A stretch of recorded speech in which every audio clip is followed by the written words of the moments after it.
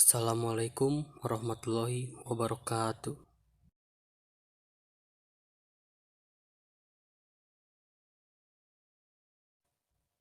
Ibadah adalah sebuah kata yang diambil dari bahasa Arab yang artinya merendahkan diri, ketundukan, dan kepatuhan akan aturan-aturan agama. Sedangkan menurut istilah syar'i, ibadah adalah suatu istilah yang mencakup segala sesuatu yang dicintai Allah dan diridhoinya, baik berupa perkataan maupun perbuatan, yang tersembunyi maupun yang tampak. Ibadah di dalam Islam terbagi menjadi dua jenis, ibadah mahdoh dan ibadah ghairu mahdoh.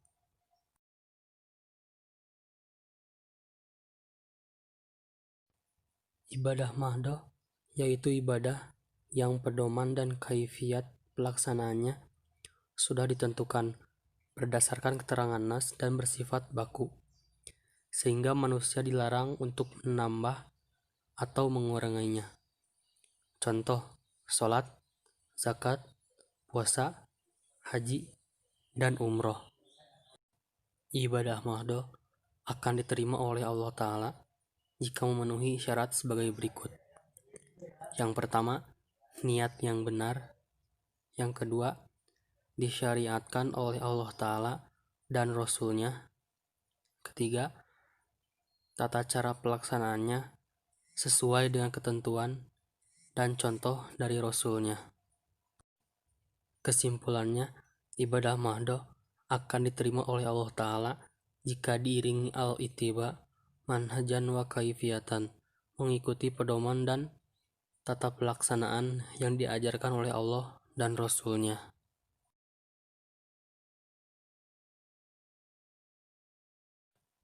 Ibadah ghairu mahdoh adalah ibadah yang pedoman dan kaifiyat pelaksanaannya tidak ditentukan atau disebutkan secara rinci oleh nas. Pelaksanaannya disesuaikan dengan tuntutan, kelapangan waktu, dan Contoh, menyantuni fakir miskin adalah ibadah, tetapi nas tidak menentukan bagaimana menyantuni fakir miskin secara rinci, kecuali berupa pedoman dan arahan umum. Contoh lain, misalnya menuntut ilmu. Kapan dan di mana harus dilakukan, bagaimana teknisnya, bagaimana manajemen dan kurikulumnya, dan lain-lain. Semuanya diserahkan sesuai dengan tuntutan, kelapangan waktu, dan Ibadah ghairu mahdoh ini akan diterima oleh Allah Ta'ala jika memenuhi syarat sebagai berikut. Yang pertama, ibadah tersebut diiringi niat yang ikhlas. Yang kedua, ibadah tersebut adalah amal yang baik, yakni perbuatan-perbuatan yang sesuai dan tidak bertentangan dengan akidah dan syariat Allah Ta'ala.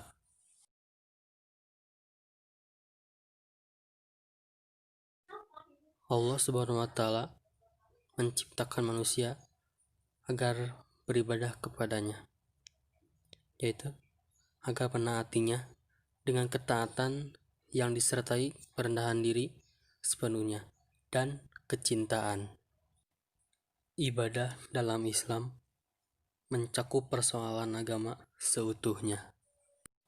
Ibadah adalah ritual yang harus dilakukan dengan cara dan waktu yang telah ditentukan. Niat yang ada di dalam hati dapat bernilai ibadah di hadapan Allah Subhanahu wa Ta'ala. Ibadah jika dikerjakan maka akan mendapatkan pahala, dan jika ditinggalkan maka akan mendapatkan dosa. Mubah adalah perkara yang netral, tidak haram dan juga tidak wajib. Dalam perkara mubah inilah seorang mukmin mendapat kesempatan yang sangat luas untuk mendapatkan ibadah di hadapan Allah Subhanahu wa Ta'ala. Ibadah kepada Allah meliputi seluruh aspek kehidupan manusia dan mengatur segala persoalannya, dari tata cara makan, minum, buang air, sampai kepada membangun negara, mengatur pemerintahan, mengelola harta benda, mengatur hubungan sosial dan sanksi-sanksinya. Demikian pula tentang dasar-dasar hubungan internasional, baik dalam situasi damai maupun perang.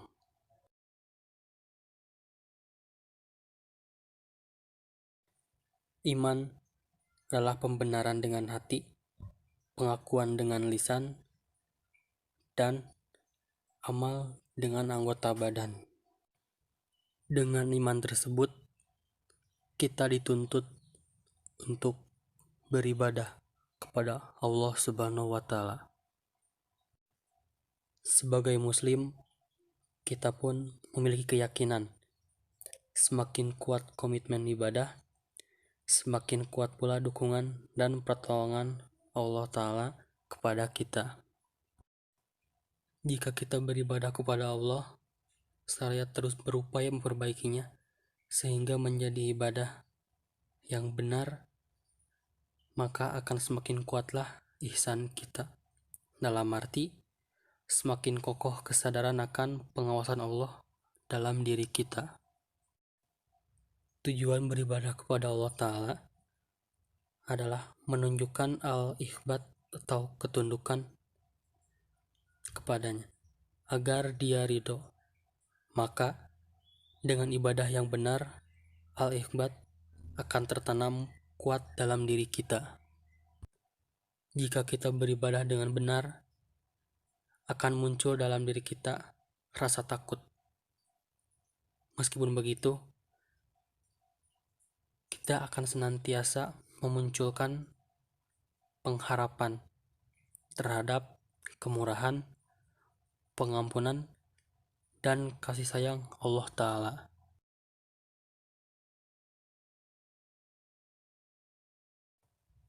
Tawazun berarti keseimbangan, memberikan sesuatu akan haknya, seimbang dalam kehidupan dan beragama. Yang menciptakan 7 langit berlapis-lapis, tidak akan kamu lihat sesuatu yang tidak seimbang pada ciptaan Tuhan yang Maha Pengasih. Maka lihatlah sekali lagi, adakah kamu lihat sesuatu yang cacat? Quran Surat Al-Mulk ayat 3. Allah Subhanahu wa Ta'ala menciptakan manusia dengan membawa fitrah. Maka hadapkanlah wajahmu dengan lurus kepada agama Islam. Sesuci fitrah Allah disebabkan Dia telah menciptakan manusia menurut fitrah itu. Tidak ada perubahan pada ciptaan Allah. Itulah agama yang lurus. Tetapi kebanyakan manusia tidak mengetahui. Quran Surat Ar-Rum ayat 30. Hanif, kecenderungan berbuat kebaikan. Hanif mesti dipertahankan. Bahan baku yang telah diberikan Allah itu baik, tapi jika tidak dipelihara, maka akan rusak. Supaya fitrah yang hanif ini terjaga, perlu sikap tawazun, seimbang, dan langit telah ditinggikannya, dan Dia ciptakan keseimbangan. Quran Surat Ar-Rahman ayat 7. 3 perkara harus seimbang. 1. Jasad. 2. Ruh. 3. Akal.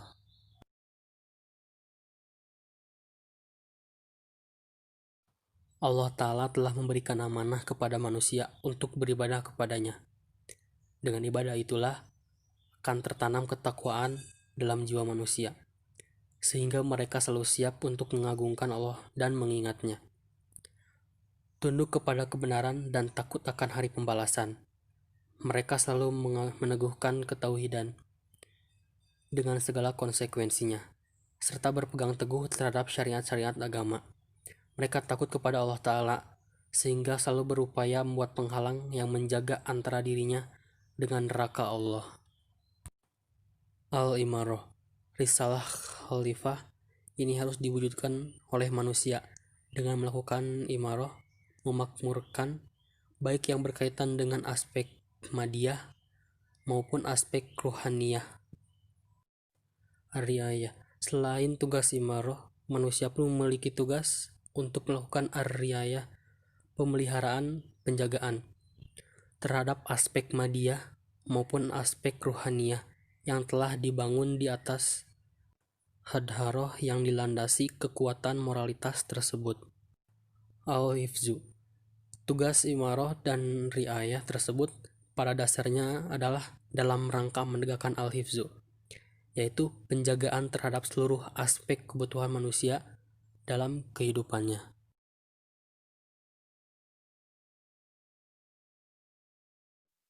Sebagai seorang muslim, sudah selayaknya kita menumbuhkan al-izzah, yakni kesadaran akan kehormatan, kemuliaan, dan kebanggaan diri sebagai manusia, sebagai muslim, dan sebagai umat Islam. Sebagai manusia, sejak lahir, ia sudah membawa potensi kebesaran itu karena Allah telah memuliakannya. Allah Subhanahu wa Ta'ala menciptakan makhluknya dalam beberapa kelompok, di antaranya malaikat, hewan, dan manusia. Allah Subhanahu wa Ta'ala menciptakan malaikat dari cahaya yang dilengkapi dengan akal tanpa dilengkapi syahwat. Allah Subhanahu wa Ta'ala menciptakan hewan atau binatang yang memiliki syahwat tanpa dilengkapi dengan akal. Manusia merupakan ciptaan Allah Subhanahu wa Ta'ala dengan sebaik-baiknya ciptaan, menciptakan manusia yang dilengkapi dengan akal dan nafsu syahwat sekaligus.